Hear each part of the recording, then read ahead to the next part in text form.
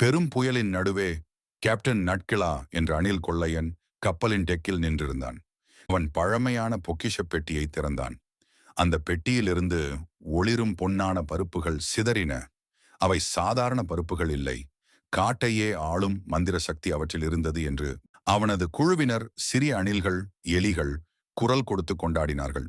ஆனால் அந்த சத்தத்துக்குள் ஒரு கருப்பு நிழல் நெருங்கிக் கொண்டிருந்தது. கருப்பு சீலை விரித்த எதிரி கப்பல். மின்னல் பிளந்தது. புயல் சத்தம் வானத்தை பிளந்தது. கேப்டன் நட்கிலா தனது வாளை எடுத்து கப்பலின் பக்கத்தில் நின்று அந்த எதிரி கப்பலை நோக்கி கொந்தளித்து பார்வை விட்டான். போரை தயாராகுங்கள் என்று கத்தினான். அடுத்த கணத்தில் அவன் கத்தியை உயர்த்தி அலைகள் மோதும் கடலில் எதிரி கப்பலுக்கு மேல் பாய்ந்தான். பெரும் போராட்டம் முடிந்து புயல் மெதுவாக அடங்கியது.